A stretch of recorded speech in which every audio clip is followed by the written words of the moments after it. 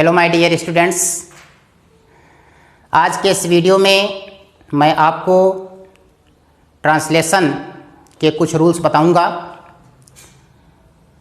English speaking और English writing में जो डिफ़िकल्टी आप लोगों को आती है, शायद अकॉर्डिंग टू मी वो डिफ़िकल्टी ट्रांसलेशन का नॉलेज न होने के कारण से आपको फील होती है।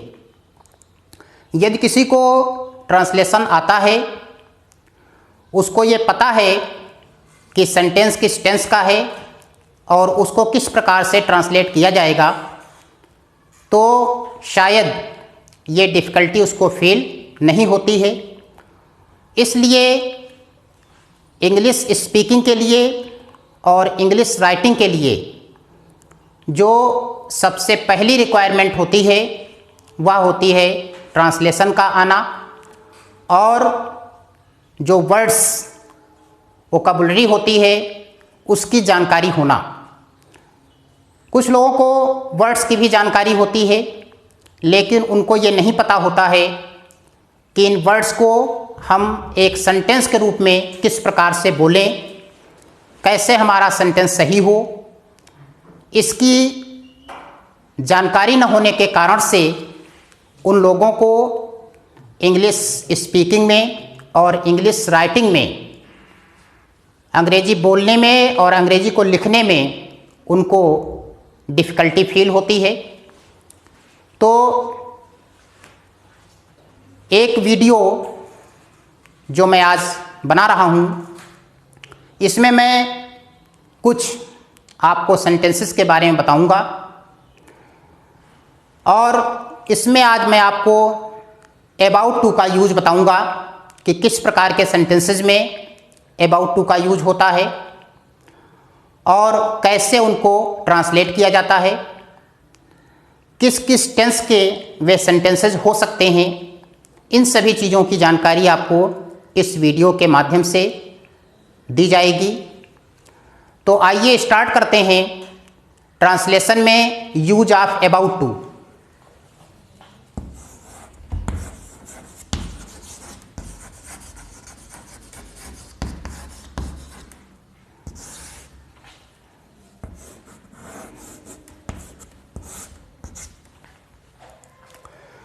वैसे तो अबाउट एक प्रीपोजिशन है जिसका अर्थ होता है किसी के बारे में या किसी के विषय में।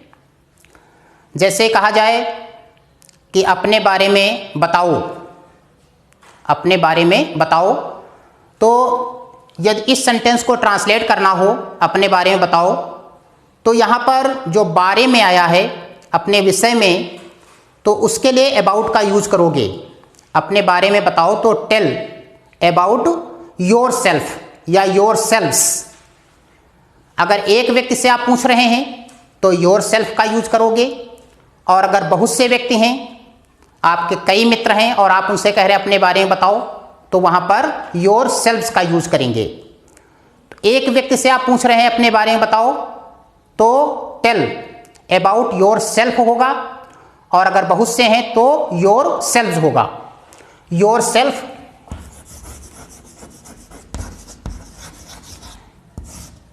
इसका अर्थ स्वयं होगा एक व्यक्ति के लिए, और योर सेल्फ्स इसका भी अर्थ स्वयं होगा, लेकिन जब बहुत से लोग होंगे उनसे आप पूछेंगे कि अपने बारे में बताओ, तो वहां पर योर सेल्फ्स का यूज करना है। अगर एक व्यक्ति है तो योर सेल्फ का यूज करना है। जितनी भी बातें, जितनी भी जानकारियां आपको दी जा रही हैं, उनको बहुत ही माइन्यूटली आपको समझना है, बहुत ही सूक्ष्मता से और बहुत ही सीरियसली समझना है। तो केवल अबाउट का यूज कहाँ पर होता है? जिस सेंटेंस में किसी के विषय में या किसी के बारे में कोई चीज़ बताई जाती है या पूछी जाती है, तो वहाँ पर अबाउट का यूज एज प्रीपोजिशन होता है। जैसे और सेंटेंस दिया है, क्या तुम्हें इस घटना के बारे में कुछ पता है? अर्थात क्या तुम इस घटना के विषय में कुछ जानते हो? अगर इसको आपको ट्रांसलेट करना है या कोई आपसे पूछता है तो वो कैसे पूछेगा, इसको देखना है। क्या आप या आपको इस घटना के विषय में, इस घटना के बारे में कोई जानकारी है, आप कुछ जानते हैं, आपको कुछ पता है, तो आप कैसे इसको ट्रांसलेट करेंगे? Do you know, do you know, क्या आप जानते हैं? एनीथिंग अबाउट दिस इवेंट,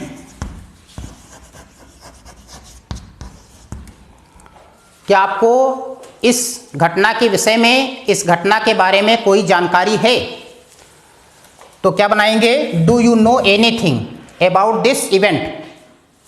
इस प्रकार से केवल अबाउट का जो यूज होता है वह ऐसे वाक्यों में होता है जिन वाक्यों में बारे में या किसी के विषय में कुछ बताना हो, या किसी के बारे में, किसी विषय, किसी चीज़ के बारे में या किसी के विषय में कोई जानकारी लेनी हो, ऐसे सेंटेंसेज में अबाउट का यूज करते हैं, केवल अबाउट का, उसके बाद टू नहीं आएगा। और इसी से मिलता जुलता एक शब्द होता है नियर अबाउट। अगर अबाउट से पहले नियर का यूज कर दिया जाए तो नियर अबाउट का मतलब होता है लगभग। जैसे कहा जाए कि लगभग 50 व्यक्ति वहाँ थे, लगभग 50 व्यक्ति वहाँ थे, तो इसको बनाना हो तो यहाँ पर नियर अबाउट का यूज करेंगे। Near about 50 persons were there, इसका ट्रांसलेट बनेगा लगभग 50 व्यक्ति वहाँ पर थे, तो इसको बनाएंगे near about 50 persons were there.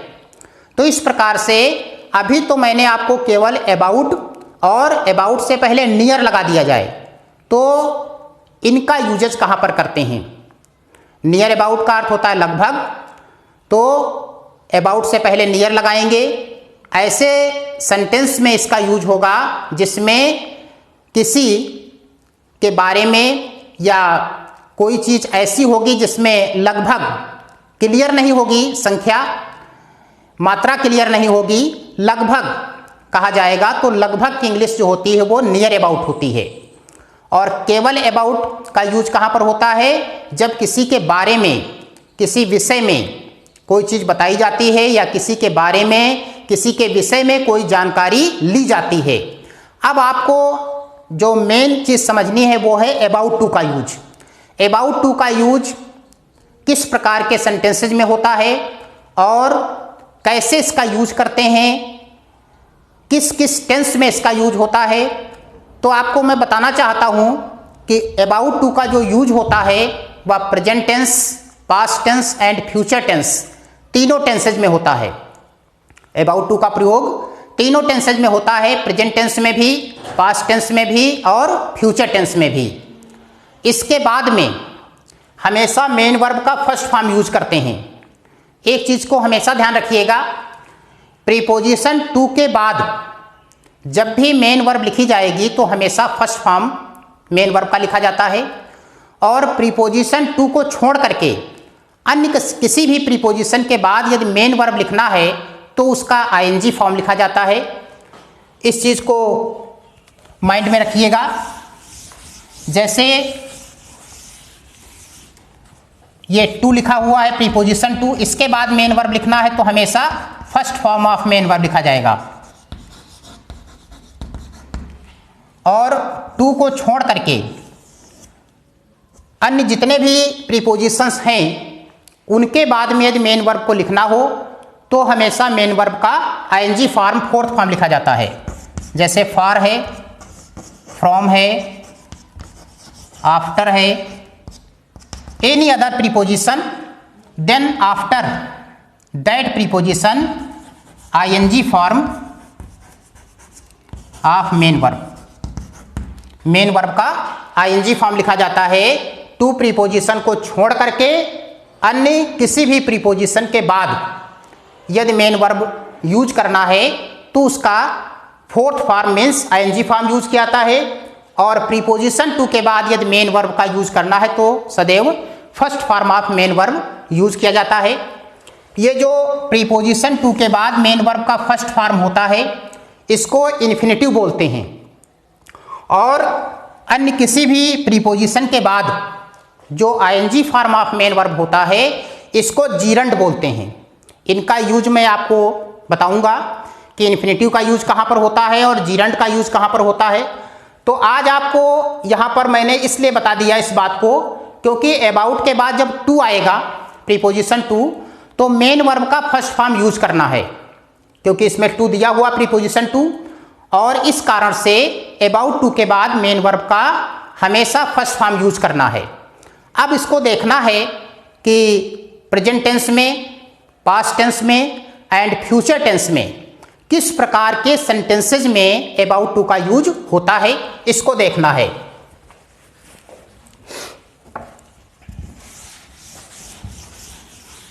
अगर प्रेजेंट टेंस में अबाउट टू का यूज करना है तो प्रेजेंट टेंस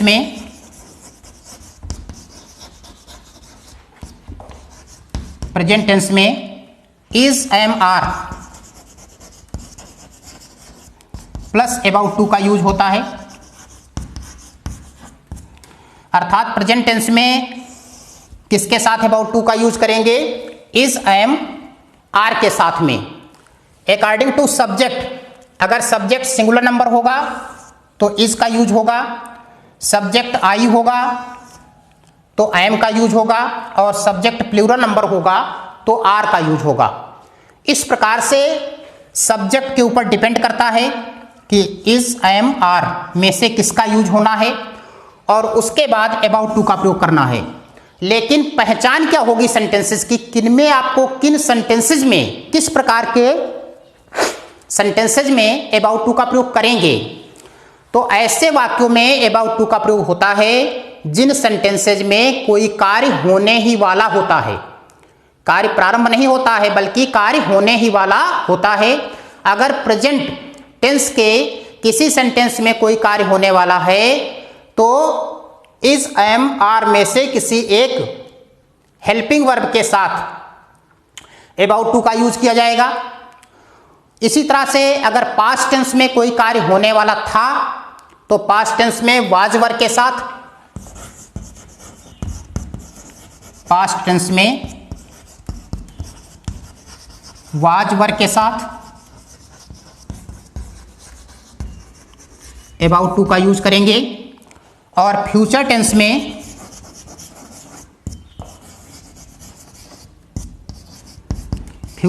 में विल बी और शैल बी के साथ अबाउट टू का यूज होगा। एक चीज का ध्यान रखना है, सेंटेंस में जो वर्ब दी होगी उस वर्ब में वाला, वाली, वाले में से कोई ना कोई शब्द जुड़ा होता है। जैसे रेलगाड़ी आने ही वाली है, अर्थात अभी आई नहीं है बल्कि आने का जो कार्य है वह होने ही वाला है, या सूर्य छिपने ही वाला है। यदि प्रेजेंट टेंस में वाला है, वाली है, वाले हैं, इनमें से कोई वर्ड किसी सेंटेंस की वर्ब में जुड़ा हो, किसी वाक्य की क्रिया में जुड़ा हो, अर्थात वह कार्य होने ही वाला हो, तो प्रेजेंट टेंस में इज एम आर में से किसी एक वर्ब के साथ अबाउट टू का प्रयोग होगा। अगर ये इसी प्रकार से कोई सेंटेंस ऐसा हो जिसमें पास्ट में कोई कार्य होने वाला था, जैसे मैं सोने ही वाला था कि किसी ने मेरा दरवाजा खटखटाया, तो ये जो घटना है ये बीते समय की है, पास्ट टेंस की है। मैं सोने ही वाला था कि किसी ने मेरा दरवाजा खटखटाया, तो ये पास्ट की बात हो गई। इसमें भी मैं सोया नहीं था बल्कि सोने ही वाला था, ये कार्य जो है सोने का कार्य होने ही वाला था। तो इस बात को ध्यान रखना है, यदि प्रेजेंट टेंस में कोई कार्य होने ही वाला है तो इज एम आर में से ये सब्जेक्ट के नंबर के अकॉर्डिंग यूज होंगी। सिंगुलर नंबर मैं बता चुका हूं, सिंगुलर नंबर सब्जेक्ट होगा तो इज, मैं अर्थात आई सब्जेक्ट होगा तो एम, और प्लूरल नंबर सब्जेक्ट होगा तो आर के साथ अबाउट टू का प्रयोग करना है। पास्ट में सिंगुलर नंबर के साथ वाज और प्लूरल नंबर सब्जेक्ट के साथ वर का यूज करना, उसके बाद अबाउट टू का प्रयोग करना है। इसी तरह से फ्यूचर में यदि कोई कार्य होने ही वाला होगा जैसे ये कहा जाए कि रेलगाड़ी आने ही वाली होगी, अर्थात यह कार्य होने ही वाला होगा फ्यूचर में, तो विल बी और शैल बी का यूज होता है। इस बात को ध्यान रखना है कि ये वाला, वाली, वाले ये वर्ब में जुड़े होने चाहिए, क्रिया में जुड़े होने चाहिए। ये नहीं कि रिक्शा वाला, मैंने रिक्शे वाले को बुलाया तो रिक्शे वाले में भी वाला जुड़ा है, वाले जुड़ा है, लेकिन वहां अबाउट टू का प्रयोग नहीं कर देना है, क्योंकि वहां वर्ब में नहीं बल्कि रिक्शा वाला अर्थात रिक्शा चालक, सब्जी वाला, दूध वाला, इस प्रकार के सेंटेंसेस में मैंने दूध वाले को बुलाया तो वहां पर मेन वर्ब बुलाया है। तो जब क्रिया में जो सेंटेंस की क्रिया है, सेंटेंस की जो वर्ब है, उसमें जब वाला, वाली, वाले प्रेजेंट टेंस के सेंटेंस में या पास्ट टेंस के सेंटेंस में या फ्यूचर टेंस के सेंटेंस में किसी वाक्य की वर्ब में वाला, वाली, वाले में से कोई शब्द जुड़ा होगा, तब आपको अबाउट टू का प्रयोग करना है। अब इसके कुछ एग्जाम्पल्स देखना है। जैसे प्रेजेंट टेंस में ऐसा कोई सेंटेंस दिया हो,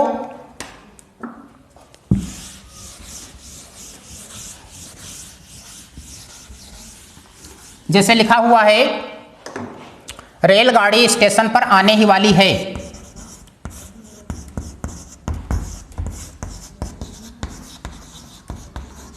रेलगाड़ी स्टेशन पर आने ही वाली है।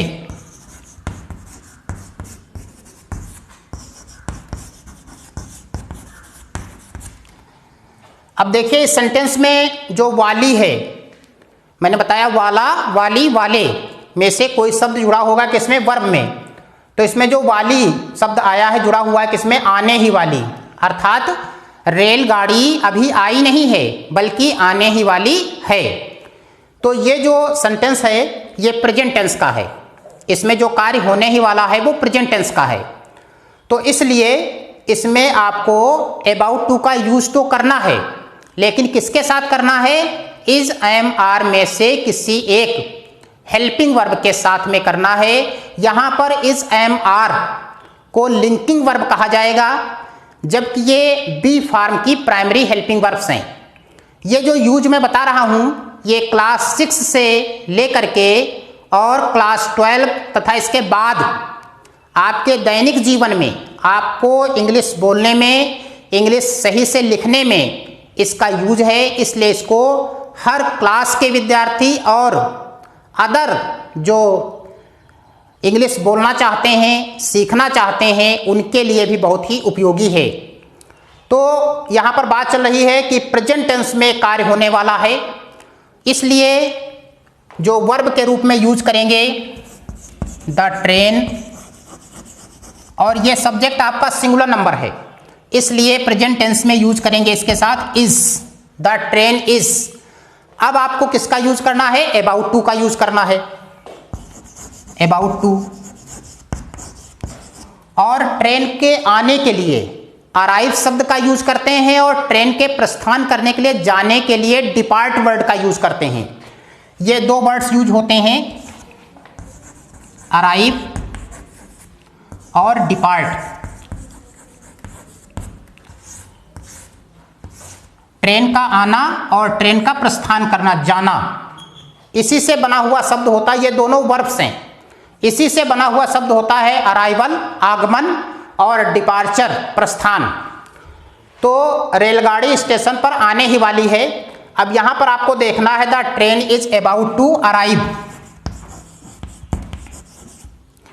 अब एक चीज आती है यहां पर स्टेशन पर, तो पर के लिए कई वर्ड्स का यूज करते हैं, लेकिन यहां पर चूंकि स्टेशन पर आया है तो जो ट्रेन है, रेलगाड़ी है, वह स्टेशन के ऊपर नहीं आती है। रेलगाड़ी या ट्रेन जो होती है वो कहां पर होती है, पटरी पर होती है, रेल पर होती है। इसलिए यहां पर स्टेशन से पहले ऑन का यूज नहीं होगा, एट का यूज करेंगे। क्या हो जाएगा, arrive at the station.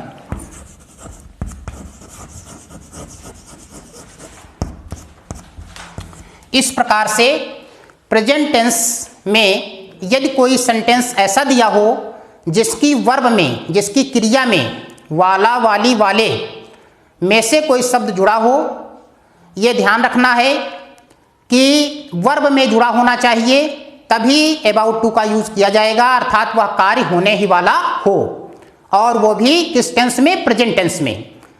In the same way यदि कोई पास्ट टेंस का ऐसा सेंटेंस है जिस सेंटेंस में कोई कार्य होने ही वाला था, जैसे अभी मैंने बताया था, मैं सोने ही वाला था कि किसी ने मेरे दरवाजे को खटखटाया, तो अगर पास्ट टेंस में ऐसी कंडीशन है, किसी सेंटेंस में कोई कार्य होने ही वाला था, तो उसमें सब्जेक्ट के बाद वाज वर्ब का यूज करते हैं, देन अबाउट टू का प्रयोग होता है, और जिस वर्ब में, जिस क्रिया में वाला, वाली, वाले जुड़ा होता है, उस वर्ब का फर्स्ट फॉर्म लिखा जाता है। जैसे पास्ट टेंस में देखना है, मैं सोने ही वाला था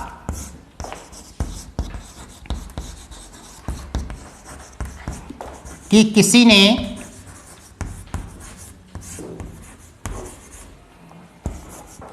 मेरे दरवाजे को खटखटाया।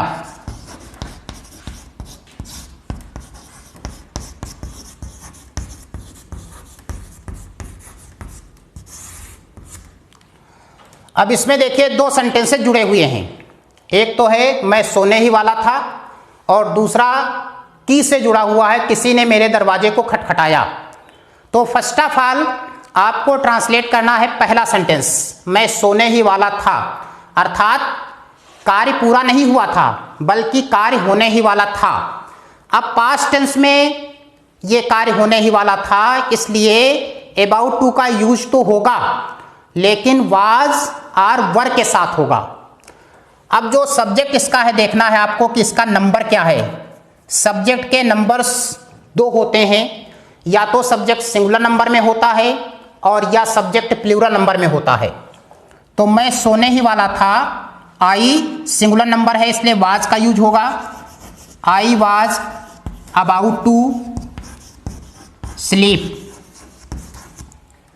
अब यहां पर एक चीज ध्यान देना है, वैसे तो की इंग्लिश होती है दैट, लेकिन जब अबाउट टू के बाद में कोई सेंटेंस जिसमें हिंदी में की लिखा होगा और उसको जोड़ा जाएगा, तो दैट कंजक्शन का यूज नहीं किया जाएगा, बल्कि व्हेन कंजक्शन का यूज किया जाएगा। यहां पर जो की है, तो की के लिए दैट कंजक्शन का यूज नहीं होगा, बल्कि क्वेश्चन वर्ड व्हेन को, क्वेश्चन वर्ड व्हेन को यहां पर एज ए कंजक्शन यूज किया जाएगा। तो यहां पर दैट ना लिख करके क्या लिखा जाएगा? व्हेन। और किसी ने अर्थात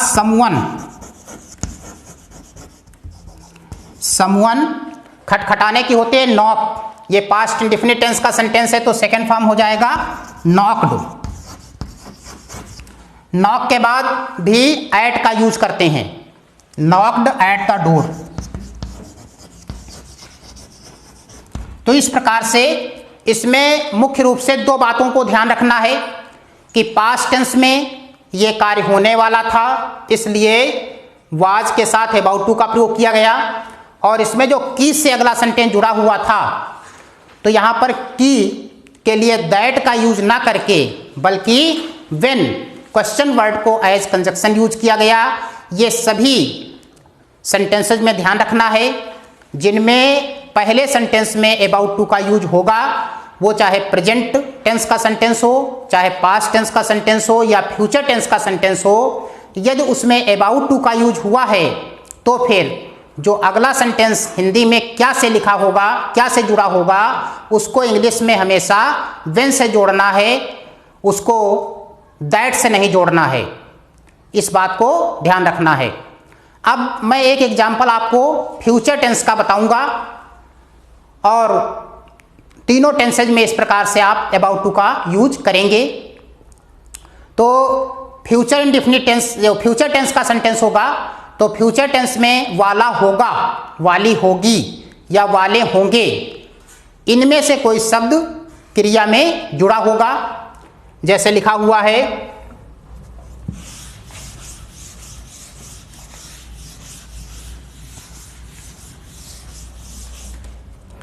सेंटेंस लिखा हुआ है, आज वह कानपुर जाने ही वाला होगा।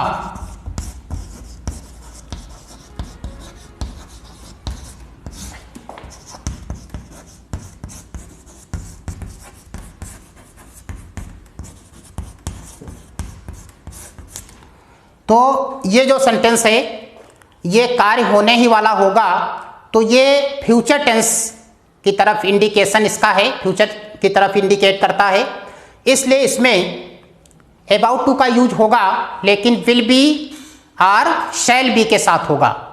अब यहाँ पर एक चीज़ ध्यान देना है, बहुत ही सीरियसली इसको समझना है। सब्जेक्ट यदि आई या वी होता है, हिंदी में मैं या हम में से कोई करता होता है, तो ऐसे सेंटेंस में शैल का यूज करते हैं जनरल कंडीशन में। अदर जो सब्जेक्ट्स होते हैं, अदर सब्जेक्ट्स के साथ में फ्यूचर में विल का यूज किया जाता है, लेकिन इनका यूज चेंज हो जाता है यदि हिंदी के वाक्य में अवश्य शब्द दिया हो। जैसे लिखा होता आज वह अवश्य कानपुर जाने ही वाला होगा, तो अगर अवश्य शब्द इसमें लिखा होता, अतिरिक्त दिया होता, तो फिर वह के साथ, वैसे ही के साथ में किसका यूज होगा, विल का। लेकिन अगर इसमें अवश्य शब्द अतिरिक्त दे दिया जाए तो फिर ही के साथ में शैल का यूज होगा। जैसे लिखा हुआ है मैं वहां जाऊंगा, तो इसमें अवश्य शब्द नहीं आया है, तो आई शैल गो देयर होगा। लेकिन अगर ये लिखा जाए मैं वहां अवश्य जाऊंगा, then I will go there हो जाएगा। इस चीज को ध्यान रखना है। तो आज वह कानपुर जाने ही वाला होगा, इसको जब ट्रांसलेट करेंगे तो टुडे, सब्जेक्ट इसका है ही, इसमें अवश्य शब्द नहीं आया है, इसलिए यूज किसका करेंगे, विल बी। टुडे ही will be, then about to, और जिस वर्ब में वाला होगा जुड़ा हुआ है उसका फर्स्ट फॉर्म लिखेंगे गो टू कानपुर। इस प्रकार से मैंने आज आपको बताया केवल अबाउट का यूज कहां पर होगा। अबाउट के पहले नियर का यूज करें तो नियर अबाउट का प्रयोग कहां पर होगा, और अबाउट के बाद टू का यूज करेंगे प्रीपोजिशन टू का, तो किस प्रकार के सेंटेंसेस में अबाउट टू का प्रयोग किया जाएगा। इसको बहुत ही सीरियसली समझना है, और ये क्लास 6 से क्लास 12 तक के स्टूडेंट्स के लिए बहुत ही बेनिफिशियल, इंपॉर्टेंट और यूजफुल है, तथा उन सभी के लिए जो इंग्लिश को प्रॉपरली लिखना और बोलना चाहते हैं, सीखना चाहते हैं, उनके लिए भी बहुत ही इंपॉर्टेंट है। थैंक्स।